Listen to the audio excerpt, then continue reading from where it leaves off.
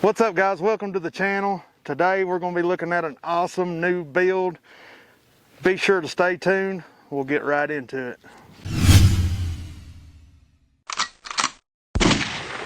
First of all, I want to thank Weapon Works LLC. They did an amazing job on the Cerakote. This gun's completely Cerakoted in Multicam. As you can see, they've done an excellent job. Hence the reason for our Multicam drip today.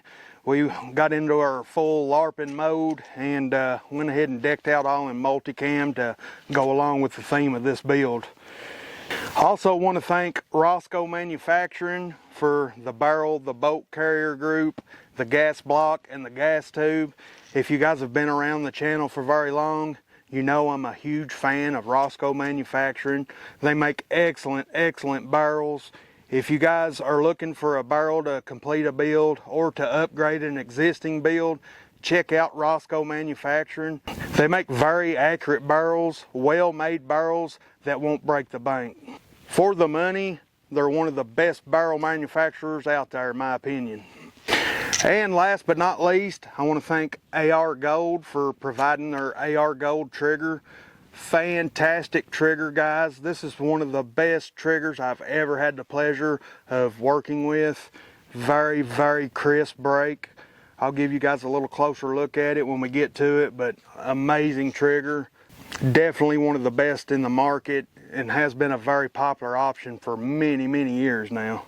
Starting off, I want to talk about the Cerakote job by Weapon Works. If you guys are looking to take your gun to that next level and rattle can just ain't doing it for you, you want that custom touch on your build and you want it to be durable and you want it to last, check out Weapon Works. They have really excellent prices, and as you guys can see, they do an amazing job. Turnaround time wasn't bad at all, and their customer service is top notch. They'll work with you the whole way through. They're there to answer questions. Very excellent company. I highly recommend them, guys. They do amazing work. I can't say it enough. There'll be a link to their business on my campsite page. There's always a link to my campsite page in the description. Be sure to check them out, guys, if you're looking for that custom touch. They can do your gun up any way you want it done. If you want custom graphics, whatever. Single color, multicolor, camo, however you want your gun done, they can take care of you. I'll leave their contact information in the description of this video. Hit them up, let them know I sent you. I can't get over how well this build turned out. I've always loved Multicam. Multicam's one of the most versatile camo patterns there are out there, and just a very attractive camo pattern. The detail that Weapon Works put into this build is just top notch, and their customer service team was there the whole way to answer questions and change stuff mid-build. Wasn't a problem. As you can see, this gun's SBR'd. Midway through the project, I hit them up to do my NFA engraving on the receiver. Wasn't a problem whatsoever. They pulled it off the line, took care of the engraving, put it back in for Cerakote. Wasn't a bit of trouble at all. They were happy to satisfy my needs for this build. I feel pretty confident in telling you, if you're looking for top-notch Cerakote service that won't break the bank, Weapon Works is definitely the place to go. Check them out, guys. I'm very happy with the results of this build. Moving on, let me go over this build real quick, give you guys the details. We'll start at the back, make our way forward. At the rear, I'm running one of my favorite stocks. This is the BCM Gunfighter stock. You guys have seen it on some of my other builds. Definitely one of my favorite stocks. For a compact, small build like this, I love the original Gunfighter stock, and that's what we went with here. Coming on up to the buffer tube, you guys can see I also had that done in Multicam. This is just your standard 6-position buffer tube, standard castle nut. Now, I do have a BCM end plate on the way. I'm about 100% sure I've got one or two probably laying in a box of parts, but I've dug through everything, can't find it, so I've had to order a new BCM QD end plate. that's on the way. So right now I've got a mag pull ASAP. This definitely will not be staying on the build. As soon as I receive my BCM end plate, that'll be going on. The lower receiver is a PSA, just strip lower receiver. Guys, if it's in spec, doesn't really matter whose name's on the side. If that is something that matters to you, obviously you can always go with whoever your favorite manufacturer is, but a lower that's in spec is pretty much the same as any other lower that's in spec. Coming on down to the pistol grip, I'm running the BCM Gunfighter, another one of my favorite grips. My two go-tos at this point are the BCM Gunfighter and the Die Free Co Kung Fu grip. But since this is kind of a BCM themed build, I went with the BCM Gunfighter grip. Same for the vertical grip, BCM Gunfighter M-Lock grip. One of my go-to. I run this vertical grip on all my builds. And I do run it in this position. Some people call that backward position, reverse position. However you want to say it, this is the way I orient my vertical grips. It just gives me gives what to me feels like more of a secure purchase on the front of the gun. Feels like I'm able to pull this gun into my shoulder a little more, and just the way I prefer it.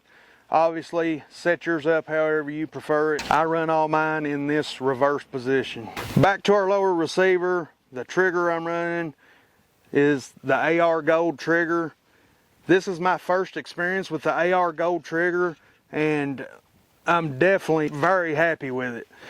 This trigger has a very, very, very crisp break. One of the shortest resets that you can find on a trigger. And just a very crisp, very, very top-notch trigger. The AR Gold trigger has been a high-end trigger for as long as I've been messing around with AR15s. They're definitely up there with Geisley and some of your other really top-tier triggers. And they look very nice. You can get these triggers curved or the straight shoe. In my opinion, I don't know why you would want anything other than the straight shoe. It looks fantastic. It goes with this build very well. Just a nice trigger. It is a two-stage trigger. The first stage take up, I think, is measured in ounces. It's really, really light. Then your second stage break is right around 3 to 3.5 pounds with a icicle-like, very crisp break. Moving on, our safety selector is the Radian Talon, one of my go-tos. I love the Radian Talon ambidextrous safety selector. I run it in several of my builds. It is my preferred safety selector. Mostly on looks alone, I love the way it looks. And as with all my AR builds, I'm running a Magpul bad lever. Something I've incorporated into my training years and years ago when these levers first come out, first hit the market. And it's just something I'm used to and an automatic piece on any AR-15 build that I do. The magazines that I sent to Weapon Works to be Cerakoted with the build were Magpul M2s. Just your no thrills, very highly reliable magazine. These have been reliable and very much accepted in the firearms industry for many years now. Very trustworthy magazine. I've never had a problem with one in the past, and I've got probably 100 of them by now. And as you can see, Weapon Works did an amazing job Cerakoting these magazines as well. I sent 3 of them, had 3 done. Moving on up, upper receiver is just a stripped arrow upper receiver. Another go-to when I'm doing a build. Never had a problem with one. They've always been in spec and worked well for me, and same in this instance. Right now I'm running a standard carbine buffer spring with an H buffer. The shooting you see here in this video will be the first shots fired through it. I'm sure I'll have to do some tinkering with it and kind of tune this rifle to where it cycles and shoots reliably and shoots its best. But that's what I'm running in it right now. We'll see where it ends up. There's going to be several parts on this build that are going to change due to varying reasons. Part availability and everything else at the time of this video. Such as the optic. I've got a Flat Dark Earth EOTech EXPS 3 on the way. but it didn't make it in time for this video. I was pushed for time, so I went ahead and ran it with this Aimpoint T2 in the Unity fast mount. Our bolt carrier, our barrel, our gas block, and the gas tube are all Rosco Manufacturing. Rosco did provide these to the channel. Very much appreciate them for that. They make very high quality parts. I've always highly recommended them. I've never had one of their barrels that wasn't right around that 1 MOA mark or under. I haven't accuracy tested this build yet. We'll get to that in the future. But this is their 11.5 inch Socom profile barrel, so it's a little beefier. Very, very nice barrel. I highly recommend it. I'll put the name of the barrel up on the screen. But it's a little beefier version than your standard M4 profile barrel, and will definitely be a little more rigid. I was able to add this little bit beefier barrel to this build and still have it remain very lightweight. This build's not heavy at all. I'm guessing it's right around the 7-pound range as it currently sits now. I haven't put it on a scale, so I can't tell you that for sure, but definitely not too heavy of a build. And it seems to balance very, very well the way I've got it set up. If you guys are not aware of Rosco Manufacturing's bolt carrier groups, they make really high quality bolt carrier groups built to mil spec. I do have another build that I've run a Rosco bolt carrier group in, my 13.7 build, and it's had several thousand rounds through it without fail, and the bolt carrier group's still in really good condition. Another part from Rosco Manufacturing that I could definitely recommend. This is my first build with a Rosco gas block. No problems with it whatsoever. It's a standard gas block. Rosco does offer an adjustable gas block if you want to go that route. I like to keep things as simple as I can when I can, although I do have some builds with adjustable gas blocks. This fixed gas block that I am running from Rosco, it comes with a little place so you can drill out the pin pretty easy yourself, and I did do that.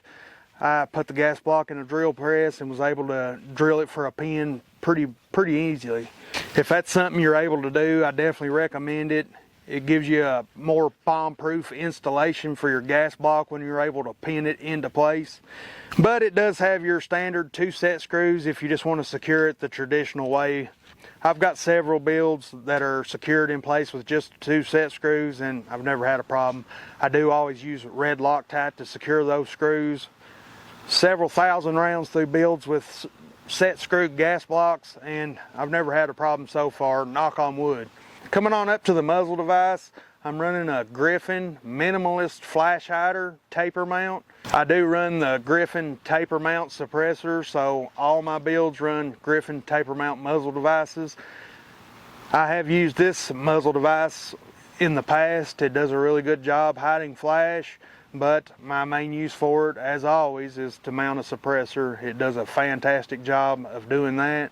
Griffin's taper system is very secure. I've never had problems with the suppressor backing off. It's just a very fine system for attaching a suppressor. And the suppressor I'm running is a Griffin Recce 5K. If you guys have hung around the channel at all, you've seen this on several 5.56 guns of mine. Really nice K-size suppressor. It does a really good job of suppressing the shot, and does a really good job hiding the flash, if that's something that concerns you. Last but not least, I am running a mod light head with an Arasaka body, Arasaka mount on this with a mod light mod button. Really nice lighting setup. It is a bit expensive. I did purchase this as you see it from Arasaka. They have an option on their website where you can piece together a light using their light bodies. Arasaka offers light bodies that accept the 18650 batteries or the 18350, the shorter version, or you can just run the standard CR123 size body, which is what I'm running here. I have become quite the fan of the mod light mod button. I run it on several of my builds now. I've come to enjoy it quite a bit. Alright guys, this is the newest build on the channel. You guys will see it several more times in the future. We'll do some accuracy testing with this Rosco barrel. If you guys are interested in picking up any of the parts you see on this build, use the link to my campsite page in the description of this video. I have links on my campsite page to many different companies that carry these parts. I am an affiliate for AR Gold Triggers, so I have a link to AR Gold Triggers on my campsite page. Pretty much all the parts you see on this build can be picked up from Brownells or Optics Planet, for which I'm an affiliate for both of those places. And when you use the links on my campsite page to make your purchases, it helps out the channel. I get a tiny kickback, but it makes future videos possible, allows me to upgrade my equipment, upgrade the quality of my videos, and just all around makes this channel possible. I really appreciate it when you guys support the channel by using my links. If you want to further support the channel, hitting that like button helps. If you're not subscribed, go ahead and subscribe with all notifications, and be sure to catch me on the next video. Thanks for watching.